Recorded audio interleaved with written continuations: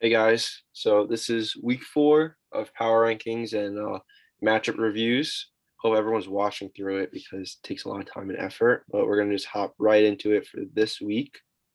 For this week, we're gonna start off with my matchup. It was between me and Charlie. So it was kind of a tough week. Junger, if you want to go to like the summary of like the box score and everything. So as you can see, I was basically getting my ass whipped the whole week. It's kind of pretty disgusting on my end. I had -2 one day. Like it was pretty slow. And then I picked it up 240 points in 3 days. So I mean, proud of myself, proud of my team. I did a bunch of key pickups. Charlie didn't even fulfill the pitcher requirement. I think that says 8 over there. Can't really tell. By 12, and my team didn't play to its best capability, but they played where they could get the win. So I was happy about it. Some key pointers were Carlos Martinez, Josh Hader, a bunch of injuries on my team, but Yelich is back. And then Charlie's team, he still hasn't broken 300.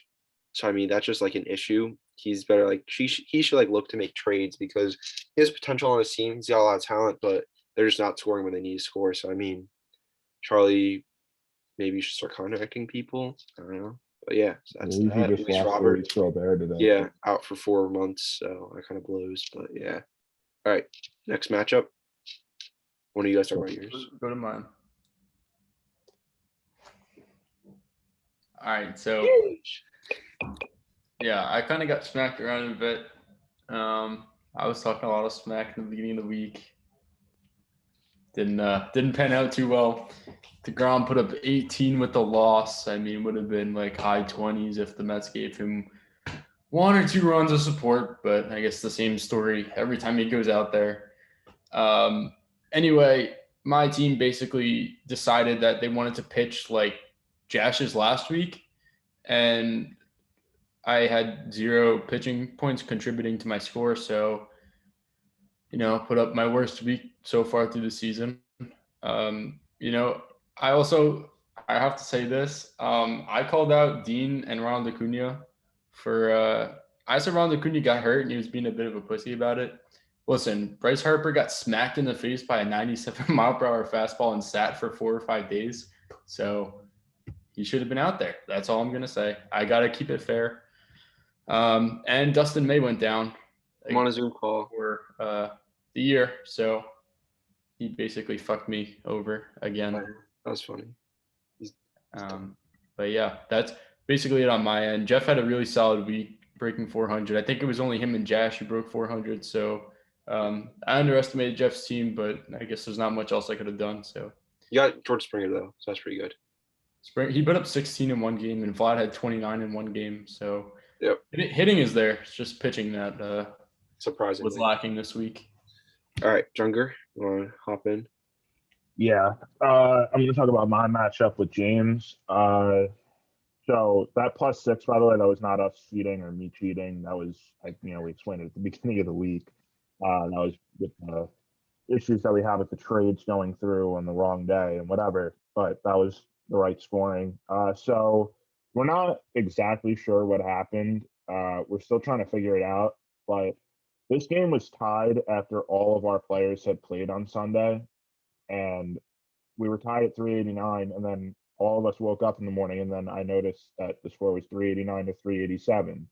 So, I mean, I'm not going to complain, but if anyone can figure that out, definitely appreciate that. But yeah, I was up pretty good, by a good amount, especially after this day when I outscored him 81 to 9. And then he really, really scared me on Sunday. He had a really good day. All of his pitchers, especially Corey Kluber, who has, a Yankee fan I really wanted to root for, but he really killed me on Sunday. But yeah, the trades, early reports on the trades that I have made, a little bit of mixed reports, but more good than bad, I would say. Aaron Judge had his best week of the year. He's definitely picked it up. LeMahieu had his best week of the year. Unfortunately, on the pitching side of things, John Gray and Jake Arrieta, they decided to take the week off. And Barrios put up 17. And yeah, some Barrios, but and Hader definitely not a great week, but yeah, definitely haven't been screwed with the trades. So my team is definitely on the up and up. Been a lot better than they were the last 2 weeks than the first 2 weeks. So, and James, there's not much to say. You have a good team. You just have some issues that you got to work out that I think you can definitely be a competent team moving forward. All right, let's go into Dean and Sam's matchup. So it's kind of false hope for Dean's team in the beginning of the week. I mean, we didn't really have much expectations coming in. Sam was the 4 seed, Dean was the 10 seed. I mean, it's kind of like the David versus Goliath situation. And I mean, Sam ended up taking the dub. His team did play very well. I checked his team actually, and he has like a couple players already over 100 points, it's pretty impressive. Jesus Aguilar, he had him I think 2 years ago, and he's picking it up really, really solid. And his pitching pitched well, and he traded for Otani. So I mean, like we said earlier, his team's a threat. He isn't missing a position. His pitching, I actually made a trade with Junger made a trade with him for the pitching, so he got a stud, and that's that. Dean's team also made a huge trade. He has Ronald Acuna and Mookie Betts. So he did lose, but I mean, I think he's going to pick it up. Personally, his team looks pretty solid right now. If you look at Mookie Betts, Manny Machado, Trevor Story, Ronald Acuna, that's like 4 first-round picks. Like, come on. You got to work with that. That's a perfect foundation to build your team around. And you got like 2 studs in your pitching rotation. You got it. You got to pick it up.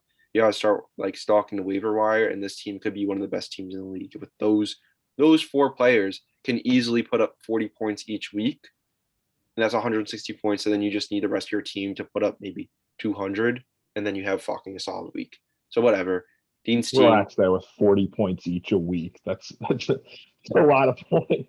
Yeah, but that's very capable for those 4 players. Acuna put up 70 earlier. Yeah, like that's a good week. Okay. You can't argue with that. Like Ramirez put up 47 this week, and he had a good week. Whatever. Anyways, Dean's 0-4, and yeah, he's got to pick it up. I mean, not much to say. Sam's team's better. Sam won. Sam's making trades. That's Commissioner Kraken over there. All right, next matchup. You want me to take it, or Jason, you want to do it? It's Matt and Josh. tag team. All right. So, yeah, you got it, and I'll hop in. What? You got it, and I'll hop in if you need.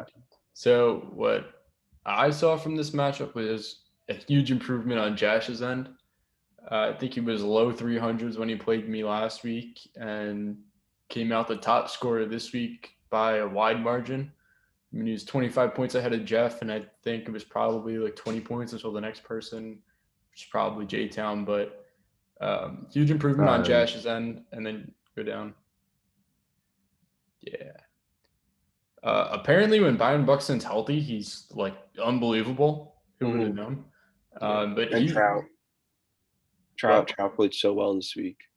Yeah, and Trout and Buxton, together. I mean, Buxton, I don't know if he's ever been healthy for a whole season, but I mean, he's already had multiple weeks over 30, I'd say. So, I mean, very good draft on Josh's end to pick him up. Kiner Falefa also had 31. Yeah, averaging over 5 points is absurd at this point in the season. Yeah, Josh's team, everyone brought it to the table after getting embarrassed last week. And then DeSclafani had 46 in 2 outings, 37 and 7, but still 46 points in a week is crazy numbers, especially for a pickup. He didn't have him going into the week. Giolito pitched like horseshit again, so that has to get fixed. I'm pretty sure he had a really bad outing. Oh my God, he had negative 24. That was against me. That's really solid. Yeah, his team is not great. Then as far as Matt's team goes, Lindor had 1 point. That's not great. Altuve with 4. Olsen had 0 after putting up probably mid-30s last week. I know he had close to 20 in 1 game. So him throwing 0 at this game is a pretty big letdown. 126 points from hitting is not good for a number 1 team in the league. Yeah, so huge upset for the 6th seed from last week, upsetting the 1 seed. I mean, it was kind of going into this week, we kind of expected Matt to still stay top dog as undefeated. Jeff and Jason, that was the only matchup that could have been a little iffy, and it did prove us wrong. So I mean, Matt, I'm sure you'll rebound, but that's crazy. Can't believe Josh beat you. Josh is the good team killer, maybe. But yeah, so that's that. That's the matchups. We're gonna hop into the rankings super quick. Send you guys a picture, so we'll just read the stat line and then just quick sentence. So I'll start at number 10. No surprise, we got the 0-4 team coming in. Dean Lanza. He has 1,346 points on the season. So that's the second least, but it's a huge jump from the person who's in last. I mean, I kind of just touched upon Dean's team.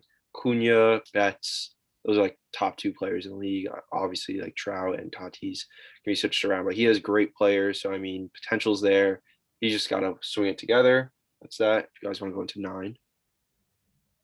Yeah. Charlie, you're number 9. I really, really dodged to put you at number 10, but but I was overruled. What? Yeah. Okay.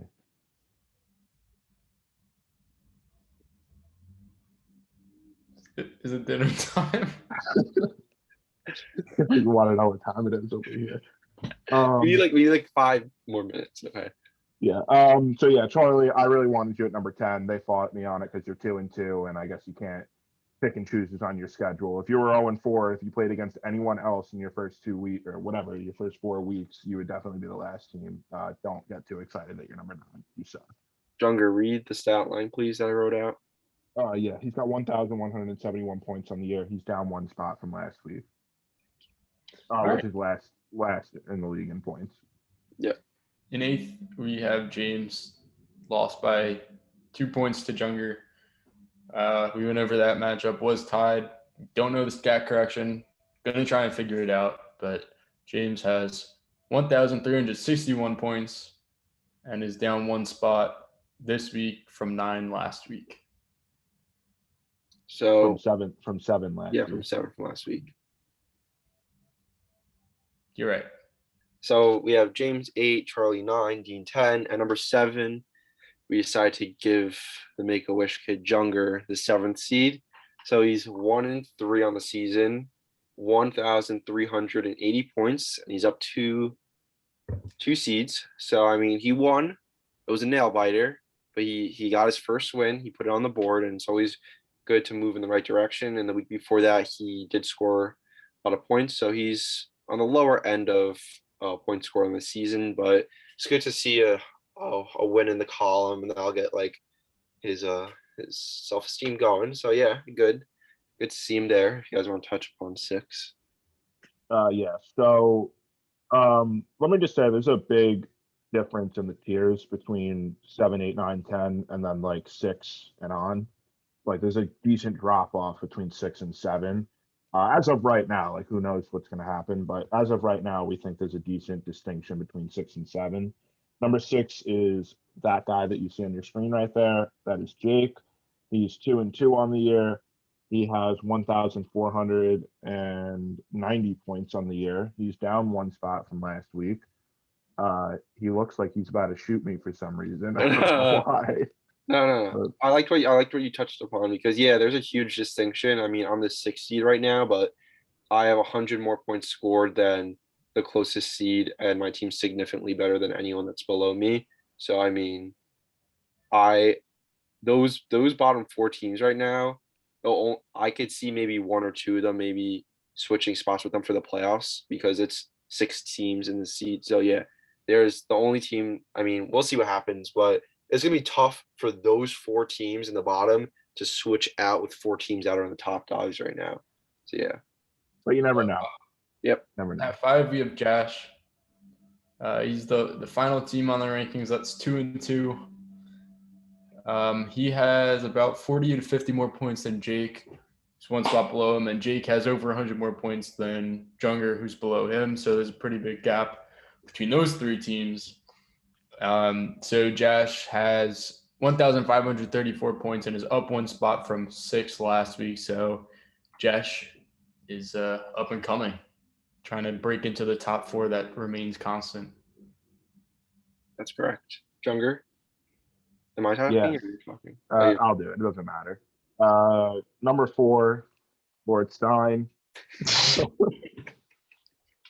You are staying in the same spot as last week. You did pull out a win this week against Kuchma Sigma Pi. You had, about middle of the road points this week, but maybe a little bit more actually. You had the third most. Yeah, he was like top 4, I think. But you're right there with me and James. So you're 3-1. You have 1,531 points on the year. You are 3 points behind Josh, but as of right now, we think you have a little bit of a better team. That's until next week though, because you're playing me, and time for the Empire to fall. So. All right. So just so you guys know, we do think a lot about these rankings, and we all have our own opinions. So we do come together, and we take the average sum of whatever we each make for our rankings. So some people believe that even if you beat the team, they don't deserve to be above someone because that team still may be better than the other one, and that's what's been played out throughout the season. So at the 3 seed, we do have Jeff coming in 3-1. He has 1,571 points. So that's 40 points more than the closest number, but he is 60 points away from the closest seed above him. So, I mean, Jeff's team, besides week 1, which still was a great week, he's been dominant. We could say he's been one of the dominant teams in the league. I mean, his players, we didn't think they were going to perform as well as they are preseason, and I mean, good for Jeff. I mean, I'm gonna call him out right now. I don't know if he's doing all the work though. It seems like Tim Ferdinand maybe behind the scenes pulling some wires with these sneaky pickups. I'm playing you this week, Jeff, and I mean, hope Tim's not doing the work for you. That'd be such a shame. But yeah, so You might have Jeff, to get some investigations up in there. yeah, we may have to look at your Spotify streaming and check it out and see your text messages, because we would hate for a team to move down the rankings because of cheating, but If anyone would like to head up those investigations, send in your applications to Yes. Lord Stein. All right, going to 2-1. All right. So 2 is me. Like Jake said, just because Jeff beat me does not mean his team is better. The first 3 weeks, my team was consistently better than his. And I think that just because I had one bad week or one average week and lost, it doesn't mean his team is better than mine. So I hope you guys understand that. But I also have about 60 points more than him, and he outscored me by probably 60 plus points this week. So that could put it into another perspective for you. So I have 1,630 points, stayed at 2nd. And then as far as Matt goes, stayed at 1 also. He's 3-1 and 35 more points than me at 1,665. Yep. So that's that. Those are the rankings. We'll go into the studs and duds quick. I think I'll just touch upon them because I'll just go through them super quick. So for the studs for the East, we have Chris Bryant on Jeff's team. He just played great. I kept on getting updates from him that he kept on scoring. So I mean, so I'm a little afraid, but that's that. And then we have Vlad coming in for the other stud. He had a 3 home run game, I think, on Monday. He was pretty quiet for the rest of the week, but I mean, you can't ignore 30 points out of one guy. So good for Jason. Then the 2 pitchers we have, both are coming from James's staff. We have Corey Kluber, great day for the Yankees. I mean, it's great to see the previous Cy Young winner pitching like a Cy Young. He had 10 Ks, 1 walk, 2 hits, something like that. He had like 56 points on the week. And then we had Scherzer. Did he pitch a complete game? Or was it 8 innings? Yeah, so complete game. That's like the second time I think of the year for Scherzer. Maybe something like that. That's good. I mean, everyone was a little nervous about Scherzer coming into the season, not knowing if he was going to still be that dominant. And I mean, if you want to pull up his stats real quick, I mean, it looks pretty solid. So then studs in the West, we have Josh's pickup of the week, Anthony DiScafani. Can't pronounce it. He had 43, two starts. But yeah, it was like a 37-point start. And it was good for Josh. Helped him beat the first seed. And then we have Josh Hader, who's on my team. I traded for him. Great relief pitcher. I never had a good relief pitcher in my life. And he put up 30 points for me this week. That's like a solid start from a starter. So, I mean, I'll gladly take that every week. Then we have the two hitters. We have Byron Buxton. You already touched upon that from Josh's team. I mean, good job for drafting him. He's been averaging like 30 points a week, I think, 5 points a game. And then we have Jared Walsh on the Angels. He just played really well this week. I think Josh had him, then he dropped him. Dean was hunting the waiver wire. He snagged him up, so good for him. And then we have Duds. Dud 1 in the East is coming from the Jungers team. He was the trade talk of the week, Jose Abreu. Thank God I didn't trade for him. He had 2 points. Gladly didn't take that. And then we also have the other trade piece in Jungers. We have Jake Arrieta. He had -13. I don't want to talk about it. Nice job, Junger. And then Duds in the West. Together, great for you. Duds in the West. We got Matt Olson coming from Matt's team. I mean, he put up 12 points, so not a complete shit the bed, but his potential is through the roof. So I mean, and then we have Luis Castillo. Holy shit! Another week of shit from him. I don't want to trade him because I picked him so high, but he's ass. So I'm just that's that. Game of the week. It has to be Junger and James. So close. It was coming down to the wire. And then for this week, I would say the game of the week, it has to be the 1 and 2 seed, Jason and Matt fighting it off.